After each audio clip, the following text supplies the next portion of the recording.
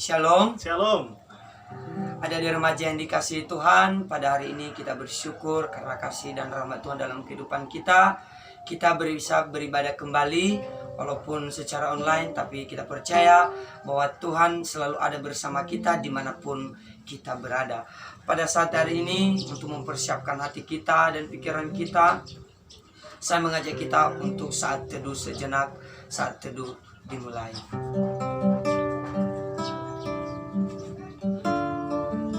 Mengawali ibadah kita, mari kita menyanyikan satu pujian, Bapa Engkau Baik.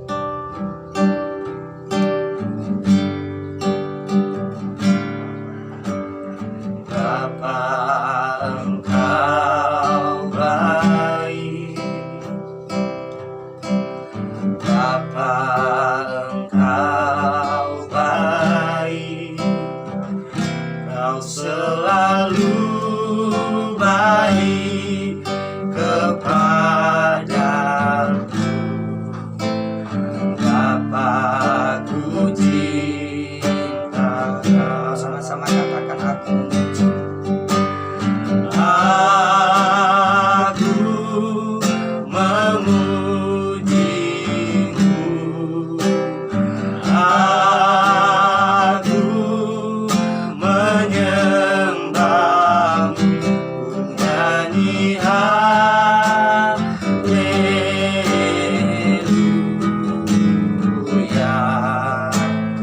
Bapa-Ku cinta Kau, memuji-Mu.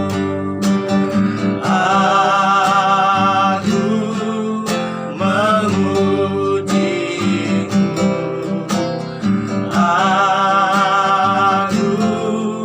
menyembah-Mu.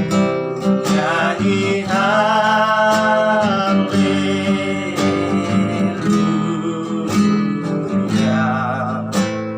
Bapa-Ku cinta Kau, Bapa-Ku cinta Kau, Bapa-Ku cinta Kau. Sekali lagi, Bapa-Ku cinta Kau, Bapa-Ku cinta Kau. Pada saat ini mari kita mempersiapkan hati kita untuk mendengarkan kebenaran firman Tuhan. Saya mengajak kita untuk menyanyikan satu pujian seperti rusa yang haus.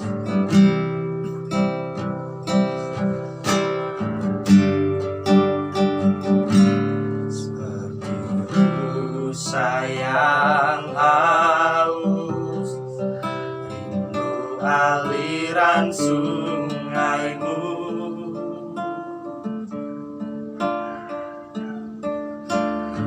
Hatiku tak tahan menunggu-Mu. Katakan bagai tanah gersang. Bagai tanah gersang menanti datangnya hujan. Begitu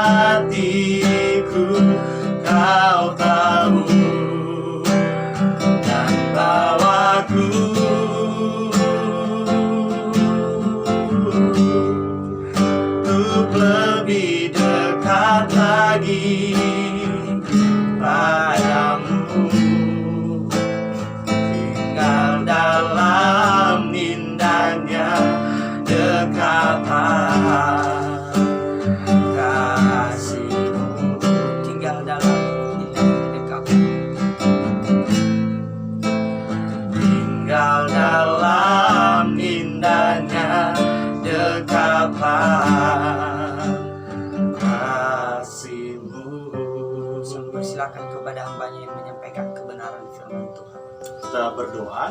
Benar Tuhan, seperti rusa yang haus akan aliran sungai-Mu, jiwa kami begitu pun Tuhan, haus akan persekutuan, haus akan kebenaran dalam kehidupan kami. Karena kami percaya, karena kami tahu kebenaran itu, firman Tuhan itu yang akan menolong hidup kami, yang akan memberkati kami dalam menjalani kehidupan ini, sehingga Tuhan, kehidupan kami boleh terarah, kehidupan kami boleh terkontrol hanya melalui kebenaran firman Tuhan. Hati kami yang jahat, hidup kami yang berdosa ini Tuhan, mohon Tuhan kuduskan, Tuhan urapi semuanya sehingga boleh layak di hadapan Tuhan, boleh layak ditaburi oleh kebenaran firman Tuhan. Dan kebenaran itu, sekali lagi Tuhan, kami rindu. Dari kebenaran itu, kami berubah. Pola hidup kami yang salah, pola pikir kami yang salah, semuanya diubahkan oleh Tuhan. Terima kasih Tuhan Yesus. Kami sambut firman-Mu, hanya di dalam nama Yesus kami bersyukur dan berdoa. Amin. Ya, baik adik-adik remaja, sekali lagi shalom. Shalom. Ya, sekali lagi kita patut bersyukur kepada Tuhan Yesus Kristus. Kita boleh ada dan kita boleh diberikan lagi kesempatan pada hari ini, semua karena anugerah Tuhan. Baik, langsung saja pembacaan Alkitab kita pada hari ini. Kita akan renungkan dalam kitab Lukas. Kita akan buka Injil Lukas. Injil Lukas pasalnya yang ke-19.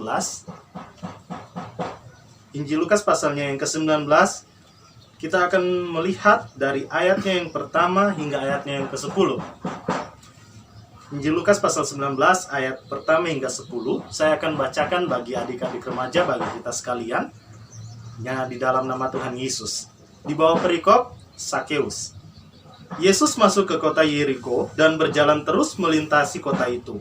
Di situ ada seorang bernama Sakeus, kepala pemungut cukai, dan ia seorang yang kaya. Ia berusaha untuk melihat orang apakah Yesus itu. Tetapi ia tidak berhasil karena orang banyak, sebab badannya pendek. Maka berlarilah ia mendahului orang banyak, lalu memanjat pohon ara untuk melihat Yesus yang lewat di situ. Ketika Yesus sampai ke situ, ia melihat ke atas dan berkata, "Sakeus, segeralah turun, sebab hari ini aku harus menumpang di rumahmu." Lalu Sakeus segera turun dan menerima Yesus dengan sukacita. Tetapi semua orang yang melihat hal itu bersungut-sungut katanya, "Ia menumpang di rumah orang berdosa." Tetapi Sakeus berdiri dan berkata kepada Tuhan, "Tuhan, setengah dari milikku akan kuberikan kepada orang miskin, dan sekiranya ada sesuatu yang kuperas dari seseorang, akan kukembalikan 4 kali lipat." Kata Yesus kepadanya, "Hari ini telah terjadi keselamatan kepada rumah ini, karena orang ini pun anak Abraham. Sebab anak manusia datang untuk mencari dan menyelamatkan yang hilang." Demikian pembacaan firman Tuhan kita. Yesus berkata yang berbahagia ialah setiap kita yang membaca, merenungkan, dan melakukan kebenaran itu siang dan malam. Ya, baik, adik-adik remaja, jemaat Tuhan yang dikasihi oleh Tuhan, pada hari ini saya akan mengambil satu tema dari perikop kita yang kita telah baca, itu tentang kunci mengalami keselamatan. Tentang kunci mengalami keselamatan. Ya, baik. Saya pikir adik-adik remaja, teman-teman semua, jemaat Tuhan, tidak asing lagi dari pembacaan kita yang sudah kita baca hari ini tentang Sakeus. Di sekolah minggu sering kita baca, tetapi saya mau mengajak untuk melihat kita, jika selama ini kita merenungkan tentang Sakeus, bagaimana perjuangannya untuk melihat Yesus, saya mau mengajak bagian lain tentang Sakeus, bagaimana dia mengalami keselamatan. Seperti yang saya katakan tadi, tema kita hari ini adalah kunci mengalami keselamatan. Secara khusus titik beratnya pada ayatnya yang ke-9. Saya bacakan sekali lagi bagi kita. Kata Yesus kepadanya, "Hari ini telah terjadi keselamatan kepada rumah ini, karena orang ini pun anak Abraham." Keselamatan. Itulah yang akan kita pelajari, yang akan kita renungkan pada hari ini. Keselamatan yang saya akan gali pada saat ini bukan berbicara tentang keselamatan secara jasmani, yang manusia banyak harapkan, ya. Keselamatan berkendara, bagaimana kita pergi ke suatu tempat sehingga kita boleh selamat. Tidak, bukan hal itu. Tetapi keselamatan yang akan kita pelajari pada hari ini, yang akan kita renungkan, yaitu bagaimana keselamatan itu yaitu bersifat kekal dalam kehidupan kita. Bagaimana kita juga mengalami keselamatan yang kekal itu dalam kehidupan kita. Secara khusus kita akan merenungkan kisah dari Sakeus. Baik, kita akan pelajari setidaknya ada 3 poin yang saya akan bagikan bagi kita sekalian. Bagaimana cara kita untuk mengalami atau mendapatkan kunci keselamatan itu dalam kehidupan kita. Ya, poin yang pertama yang harus kita miliki dalam hidup kita supaya kita mengalami keselamatan seperti yang dialami oleh Sakeus. Poin yang pertama yaitu jangan keraskan hati. Ya, kita bisa lihat dalam ayat yang ke-6, ketika Yesus memanggil Sakeus, dia menerima Yesus dengan sukacita. Kata sukacita di situ menunjukkan dia tidak keras hati, dia tidak berat hati untuk menerima Yesus, dia senang hati. Poin yang pertama, kita tidak akan pernah mengalami yang namanya keselamatan kalau ketika kita ditegur oleh kebenaran firman Tuhan, ketika kita mendengar kebenaran firman Tuhan, kita mengeraskan hati kita. Kita tidak mau ditegur oleh firman Tuhan, kita tidak mau ditegur hamba Tuhan, bahkan orang-orang sekalipun, orang-orang terdekat sekalipun yang sesuai dengan kebenaran firman Tuhan, kita tolak semuanya, kita tidak akan mengalami yang namanya keselamatan. Malah sebaliknya, Alkitab mencatat, ketika kita ditegur, ketika kita mendengar firman Tuhan, jangan keraskan hati kita. Sebab dengan kekerasan hati kita, kita menimbun murka Allah dalam hidup kita, bagi diri kita sendiri. Poin yang pertama, ketika kita mau mengalami keselamatan yang seperti dialami oleh Sakeus, jangan pernah mengeraskan hati akan panggilan Tuhan. Itu poin yang pertama. Poin yang kedua, bagaimana cara kita untuk mendapatkan keselamatan itu dalam kehidupan kita seperti yang dialami oleh Sakeus. Poin yang kedua yaitu menyadari keberadaan kita sebagai manusia berdosa di hadapan Tuhan. Itu bisa kita lihat dalam ayatnya yang ke-7, saya bacakan baik kita. Tetapi semua orang yang melihat hal itu bersungut-sungut katanya, ia menumpang di rumah orang berdosa. Ayat yang ke-8, tetapi Sakeus berdiri dan berkata kepada Tuhan, Tuhan, setengah dari milikku akan kuberikan kepada orang miskin. Itu merupakan satu hal yang komitmen dari Sakeus. Ya, kalau kita melihat ayatnya yang ke-7, banyak orang tidak menyadari keberadaan hidupnya yang berdosa di hadapan Tuhan. Tetapi apa? Sakeus ketika mendengar kalimat itu, banyak orang katakan, ih, Yesus menumpang pada Sakeus, kepala pemungut cukai, orang berdosa, gitu kan? Sakeus tidak membantah hal itu, gitu kan? Sakeus menyadari keberadaannya yang adalah berdosa. Apa yang sudah dia perbuat selama ini itu berdosa di hadapan Tuhan. Dia tidak membantah akan kebenaran itu. Satu hal yang tidak akan pernah kita alami, yaitu keselamatan dalam kehidupan kita, kalau kita tidak menyadari keberadaan kita di hadapan Tuhan adalah manusia berdosa. Ya.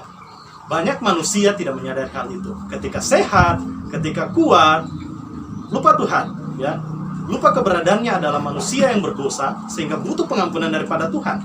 Tetapi ketika sakit, baru ingat Tuhan, baru ingat dosa. Jangan seperti itu. Kita tidak akan pernah mengalami yang namanya keselamatan seperti yang dialami oleh Sakeus kalau kita tidak pernah menyadari keberadaan kita di hadapan Tuhan yang adalah manusia berdosa. Bukan hanya menyadari, ya, kita minta ampun di hadapan Tuhan. Tanpa hal tersebut, kita tidak akan pernah mendapat pengampunan daripada Tuhan. Kita menyadari kita manusia berdosa, tapi kita tidak mau minta ampun. Apakah Tuhan mau mengampuni kita? Tidak seperti itu. Ya. Dia adalah belas kasih, dia adalah penuh kasih. Tetapi ketika kita tidak pernah datang kepada dia, kita tidak akan pernah mengalami yang namanya pengampunan. Karenanya, datang kepada dia supaya kita mengalami yang namanya pengampunan dan keselamatan itu. Ya. Bagian yang terakhir, bagaimana cara kita supaya mendapatkan keselamatan itu seperti yang dialami oleh Sakeus, keselamatan kekal itu, yaitu membuka hati dan menerima dia secara pribadi. Ya. Kita melihat dalam ayatnya yang ke-5 dan 6 berkata demikian. Ketika Yesus sampai ke tempat itu, ia melihat ke atas dan berkata, Sakeus, segeralah turun, sebab hari ini aku harus menumpang di rumahmu. Respon Sakeus. Lalu Sakeus segera turun.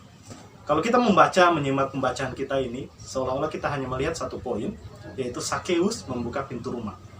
Ya, membuka pintu rumahnya untuk Yesus. Tapi jauh lebih daripada itu, Sakeus membuka pintu hatinya. Dengan cara apa? Kita sudah melihat dia menerima Yesus dengan sukacita dari hati. Ya, menerima Yesus adalah persoalan personal seseorang, pribadi seseorang, bukan persoalan keluarga. Bapak, ibu terima Tuhan Yesus bertobat, tetapi anak tidak terima Tuhan Yesus tidak akan mengalami keselamatan. Sakeus mengalami keselamatan karena dia segera, kata segera itu tidak menanti-nanti atau menunda-nunda. Nanti Tuhan kalau saya sudah sakit, nanti Tuhan kalau saya sudah tua, baru saya mau bertobat, nanti Tuhan kalau kurang satu-satu nafasku, nanti Tuhan saya masih menikmati dosa yang saya perbuat hari ini, sampai saat ini. Tidak seperti itu. Belajar dari Sakeus, segera turun, segera buka hati untuk Tuhan Yesus. Karena tanpa tindakan kita untuk menerima dia tidak akan pernah masuk duduk bersama-sama dengan kita untuk makan bersama-sama dengan kita. Tertulis dalam Wahyu, lihat, aku mengetuk di depan pintu. Barang siapa membukakan pintu, aku akan masuk mendapatkan dia dan duduk makan bersama-sama dengan dia. Ya. Kita tidak pernah membukakan pintu hati kita untuk Tuhan. Kita tidak pernah membukakan pintu hati kita untuk menerima dia. Kita tidak akan pernah mengalami yang namanya keselamatan dalam kehidupan kita. Terima Tuhan adalah iman Kristen. Kita tidak pernah hanya mengaku mulut kita, tapi kita tidak pernah membuka hati kita untuk percaya kepada Kristus, tidak akan pernah mengalami yang namanya keselamatan. Satu kisah nyata, ada seorang tokoh di India yang sangat terkenal. Dia sangat kagum dengan pengajaran Kristus, tentang Kristus, kasih Kristus, dan lain sebagainya. Tapi dia tidak sampai pada titik mau menjadi percaya kepada Kristus. Karena apa? Satu penyebab. Karena dia melihat semua yang mengikut Kristus tidak meneladani Kristus. Ya. Apa yang mau kita dapatkan dari ini? Kita mengagumi Yesus, kita mengatakan percaya kepada Kristus, tetapi kita tidak pernah menerima dia sebagai juru selamat dalam hidup kita secara pribadi, kita tidak akan pernah selamat. Jalan kebenaran, jalan keselamatan hanya Yesus. Tanpa kita membuka hati, tidak akan mengalami keselamatan dalam kehidupan kita. Bagian terakhir yang mau saya sampaikan, jangan keraskan hati ketika Tuhan menegur kita, ketika Tuhan mengetuk pintu hati kita. Jangan pernah lupa akan keberadaan kita yang adalah manusia berdosa, dan jangan pernah menolak Kristus ketika Kristus mengetuk pintu hati kita. Bukalah pintu hati kita untuk dia. Amin untuk kebenaran firman Tuhan. Kita berdoa. Tuhan Yesus, kami bersyukur untuk kebenaran firman Tuhan pada hari ini. Terima kasih Tuhan jika kami selama ini mengeraskan hati akan panggilan Tuhan, akan firman Tuhan, akan teguran-teguran Tuhan. Bahkan jika selama ini kami tidak menyadari, kami sering lupa akan keberadaan kami yang manusia berdosa, yang kalau bukan karena pengampunan daripada Tuhan kami tidak boleh ada. Tuhan maafkan kami, ampuni hidup kami yang berdosa ini Tuhan. Sekali lagi kami bersyukur untuk kebenaran firman Tuhan. Meteraikan firman-Mu dalam hati kami, dalam pikiran kami, sehingga firman Tuhan itu yang akan mengontrol hidup kami. Kami boleh hidup menurut kehendak Tuhan, kami boleh hidup menyenangkan hati Tuhan. Dan kami menyerahkan kehidupan kami ke dalam tangan kasih Tuhan. Hamba berdoa untuk anak-anak remaja Tuhan yang ada dimanapun pada saat ini. Tuhan akan menolong mereka, apapun pergumulan mereka, kerinduan mereka, ada yang mau masuk sekolah ke tingkat selanjutnya dan lain sebagainya Tuhan. Tuhan yang lebih tahu, bahkan kebutuhan pendidikan mereka, kebutuhan untuk biaya hidup mereka, akan keluarga mereka. Tuhan akan memberkati setiap orang tua mereka, sehingga Tuhan melalui orang tua, melalui berkat yang Tuhan anugerahkan bagi orang tua, kehidupan untuk pendidikan, kehidupan untuk jasmani mereka boleh tercukupi semuanya. Terima kasih sekali lagi Tuhan untuk persekutuan hari ini. Tuhan berkati semuanya, sehingga semuanya boleh menyenangkan hati Tuhan. Dalam nama Yesus kami bersyukur dan berdoa. Amin. Oke, terima kasih kepada hambanya yang telah menyampaikan kebenaran firman Tuhan untuk kita semua. Kiranya kita semua diberkati. Jadi demikian saja ibadah kita pada saat hari ini. Dimanapun kita berada juga, kiranya kita selalu ada dalam perlindungan Tuhan. Shalom.